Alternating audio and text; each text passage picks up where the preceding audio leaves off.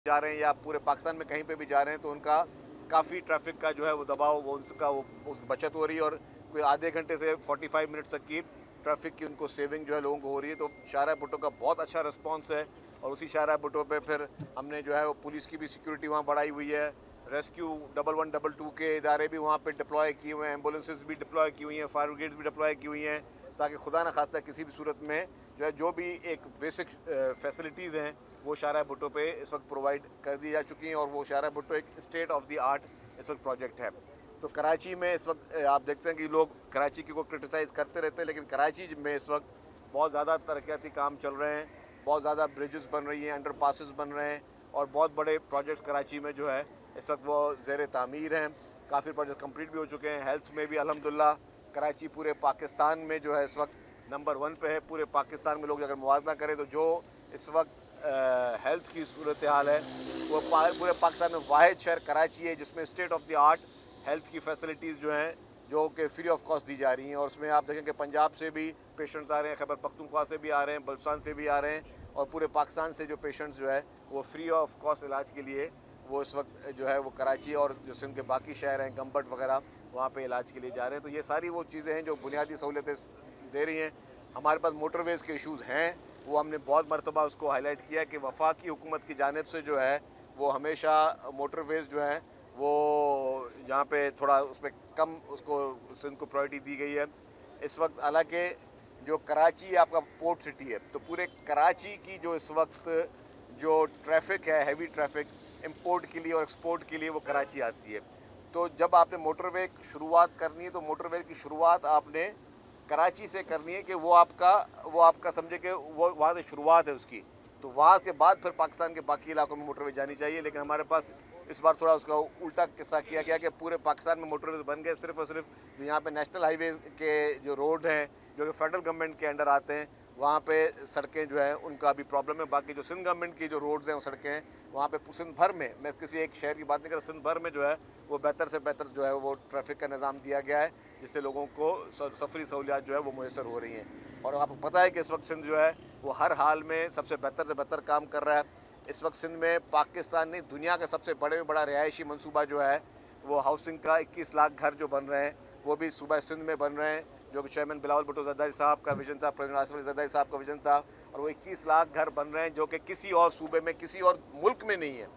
तो सूबों की बात नहीं करें, दुनिया के किसी भी मुल्क में 21 लाख घर मुफ्त में बना के देना 21 लाख ख़ानदानों को बहुत बहुत बड़ा जो है वो पाकिस्तान पीपल्स पार्टी की सिंध हुकूमत का वो कारनामा है। तो इसी तरीके से मैं कहता हूँ कि जी जो जिस तरीके से सिंध में इस वक्त एनर्जी पे प्रोजेक्ट्स पे काम हो रहा है, आपके थर पार्कर में इस वक्त जो है वो जिस तरीके से कोयले से बिजली बनाई जा रही है, $1 बिलियन हुकूमत सिंध ने खर्च किया है, $1 बिलियन से ज़ायद हुकूमत सिंध ने खर्च किया है। पब्लिक प्राइवेट पार्टनरशिप में भी जो प्रोजेक्ट्स बन रहे हैं और वो पब्लिक प्राइवेट पार्टनरशिप के प्रोजेक्ट्स अब कराची में भी बन रहे हैं और बाकी शहरों में भी बन गए हैं, काफ़ी में बन रहे हैं। तो ये भी पूरे पाकिस्तान में पब्लिक प्राइवेट पार्टनरशिप के जो state of the art projects हैं, जिस तरीके से हुकूमत सिंध कर रही है काम, जिसको प्राइम मिनिस्टर भी एक्नॉलेज कर रहे हैं, बाकी लोग भी एक्नॉलेज कर रहे हैं, तो ये मैं समझता हूँ कि बहुत बड़ी एक वो अच्छी चीज़ है कि सिंध जो है उसको लीड कर रहा है। लोग जो है इस वक्त मैंने देखा कि मुख्तलिफ जगहों पर जो है कंपेरिजन्स करते हैं या मिसालें देते हैं, तो सिंध वो सूबा है जिस पर सबसे ज़्यादा प्रेशर है। सिंध वो सूबा है जिसमें मैंने कहा कि इंपोर्ट और एक्सपोर्ट यहाँ से होती है। तो कराची में पूरे पाकिस्तान की हैवी ट्रैफिक आती है कराची में और यहीं पे जो है वो इंफ्रास्ट्रक्चर को नुकसान भी पहुँचाती है और इसीलिए अब इंफ्रास्ट्रक्चर की बेहतरी के लिए काफ़ी प्रोजेक्ट्स कर रहे हैं। अभी हमारी SMTA की लास्ट मीटिंग हुई थी तो हमने एक प्रोजेक्ट की स्टडी के लिए PND को दिया है जिसमें हम चाह रहे हैं कि जितनी भी हैवी ट्रैफिक है इसको हम यहाँ से शिफ्ट कर दें और इसको नॉर्दर्न बाईपास पे हम स्टेट ऑफ द आर्ट एक बहुत बड़ा एक हैवी ट्रैफिक का टर्मिनल बनाने जा रहे हैं। और हमने अभी एक और स्टडी भी करने जा रहे हैं कि हम उसके साथ साथ जो कि एक रेलवे की लाइन स्पेशली हम बिछाएँ ताकि जो गुड्स हैं वो सारी नॉर्दर्न बाईपास तक जाएँ और जितनी भी पूरे पाकिस्तान की हैवी ट्रैफिक जो पोर्ट्स के लिए आती है वो अपनी लोडिंग के लिए और उसको जो है उन चीज़ों को के ट्रांसपोर्ट के लिए वो सिर्फ नॉर्दर्न बाईपास तक रहे और नॉर्दर्न बाईपास के से आगे जो है हमारी ट्रैफिक हैवी ट्रैफिक जो है वो शहरों में ना आए। तो ये इस तरह के चैलेंजेस हमारे पास हैं। हमारे पास शहर में ट्रैफिक के चैलेंजेस, उसमें आपको वाटर टैंकर्स वगैरह भी नज़र आते होंगे।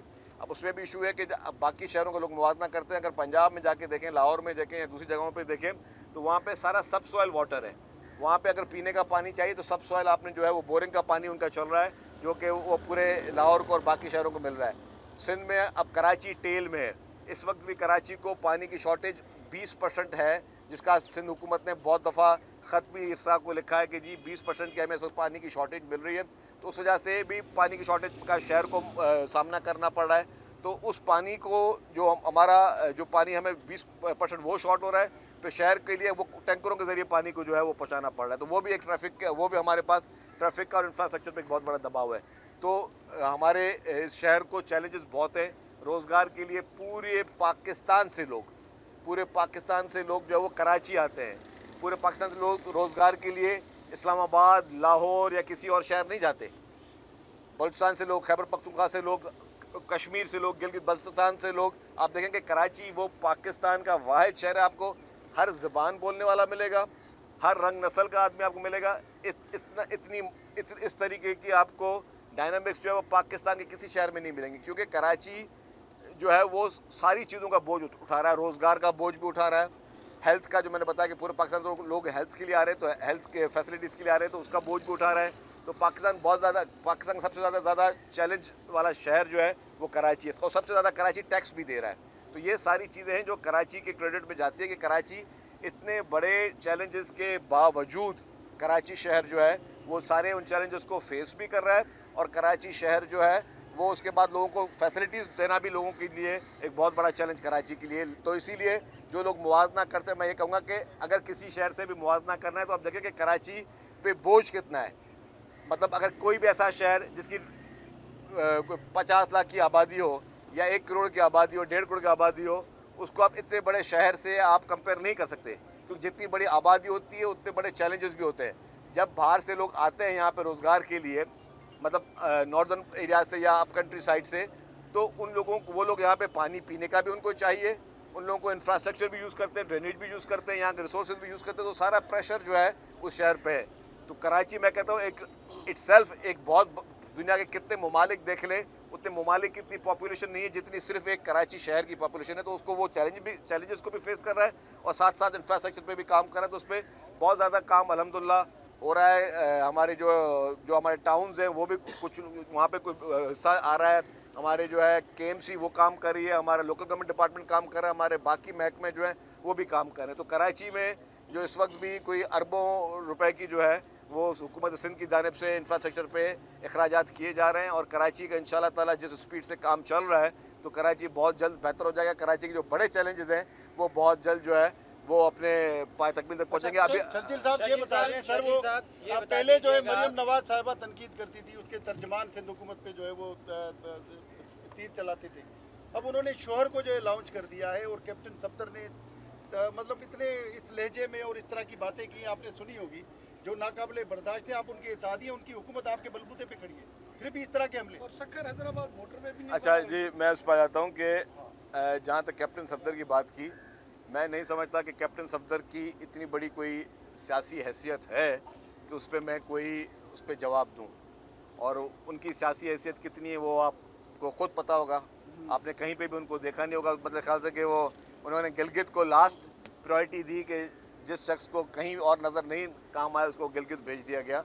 बाकी मैं ज़ाती किस्म का कोई हमला नहीं करूँगा, क्योंकि उनकी सियासत में हमारी सियासत में ये फ़र्क है कि हमेशा गालम गलोच की सियासत, गलत किस्म की सियासत, बहतान की सियासत जो है अनफॉर्चुनेटली हमें ये देखने को मिली, जो कि इस इलेक्शन में भी नज़र आई गिलगित में।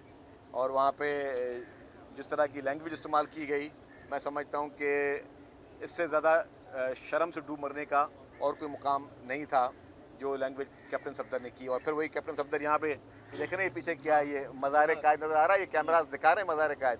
इसी मज़ार कायद पे बैठ के जो उन्होंने तमाशे किए थे अंदर जाके, उसकी हुर्मत का ख्याल भी कैप्टन सफदर ने नहीं किया था। और वहाँ पे जिस तरीके से नारे लगाए और हुल्लड़बाजी की, तो ये एक बहुत ही हमारे लिए निहायत ही एक बहुत ही मुक़द्दस मुकाम है। कायद आज़म मोहम्मद अली जिन्ना रहमतुल्लाह अलैह की जो यहाँ पे उनकी मज़ार है, हम सब के लिए बहुत ही एक इम्पॉर्टेंट। वहाँ पे बैठ के भी उन्होंने यहाँ पे तमाशे किए थे कैप्टन सफदर ने। तो मैं नहीं समझता कि कैप्टन सफदर को जवाब देना चाहिए। हाँ, बाकी जहाँ तक गिलगित बल्तिस्तान की इलेक्शन है, इंशाल्लाह ताला पाकिस्तान पीपल्स पार्टी क्लीन स्वीप करेगी। आपने देखा, और ये मैं नहीं कह रहा, आपके टीवी स्क्रीन कह रही हैं, आपने जलसे देखे, पीपल्स पार्टी के जितने जलसे थे उसमें हज़ारों की तादाद में लोग थे।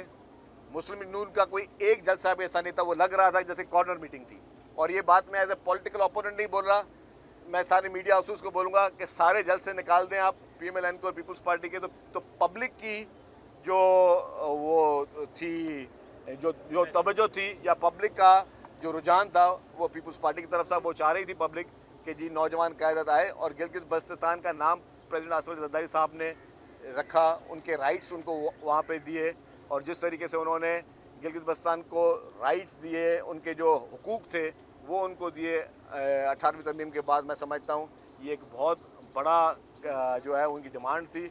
और आज भी पीपल्स पार्टी जो है वो हकीकी मायनों में, चाहे कश्मीर हो, गिलगित बल्तिस्तान हो, ये वाहिद पार्टी जो कि पूरे पाकिस्तान को जोड़ती है। हम हमेशा कहते हैं कि ये वाहिद पॉलिटिकल पार्टी जो बग़ैर किसी एथनिसिटी के, बग़ैर किसी की और चीज़ के, वो पूरे पाकिस्तान में हर जगह कायम है। और लोगों का जो रुझान था, मैं समझता हूँ इस बार सब लोगों को नज़र आ गया कि किस तरीके से, हालांकि मुस्लिम लीग नून की आला क़यादत भी गई हुई थी, मियां नवाज शरीफ साहब भी गए हुए थे, उनके बाकी लीडरान भी गए हुए थे, और जिन लोगों को नहीं जाना चाहिए था, कुछ वफाकी वज़रा भी वहाँ गए हुए थे।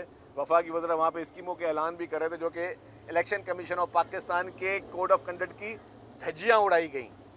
और वो सिर्फ ये, अगर इलेक्शन के वो ऐलानात या स्कीमों के ऐलानात करने थे तो नॉर्मल दिनों में भी जाते, वो सिर्फ इन दिनों में इसलिए गए ताकि वहाँ पे वो जो है वो जो हमेशा उनके एक हरबे होते हैं वो इस्तेमाल करें।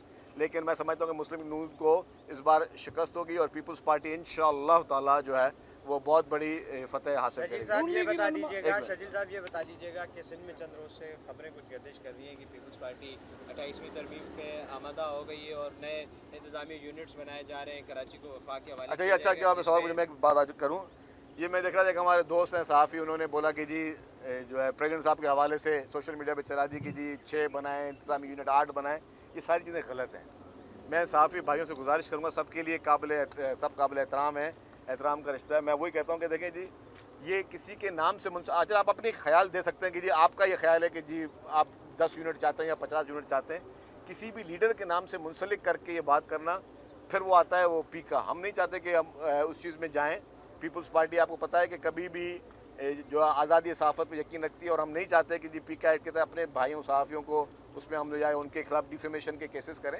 ये गलत चीज़ है। हमेशा हमें हर चीज़ रेस्पॉन्सिबिलिटी के साथ चाहिए। अगर आपके पास किसी चीज़ का एविडेंस है आप खबर चलाएं, बाकी आप इस तरह की अपने ख्यालात का इजहार जो है ना वो आप किसी से जोड़ नहीं सकते। तो ये बिल्कुल कतन गलत है, और ये मतलब समझे कि पीपल्स पार्टी कभी इस तरह की बात नहीं कर रही।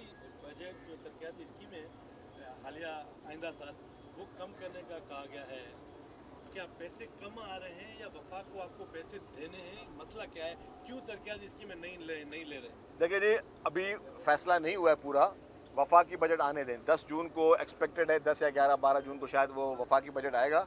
वफाकी बजट जब आता है उसके बाद सूबे अपने बजट बनाते हैं, आपको पता है। तो हम देखते हैं कि इस वफाक का अपनी पोजीशन क्या है, FBR की क्या पोजीशन है, FBR ने कितनी कलेक्शंस की हैं, FBR को कितने पैसों का शॉर्टफॉल है।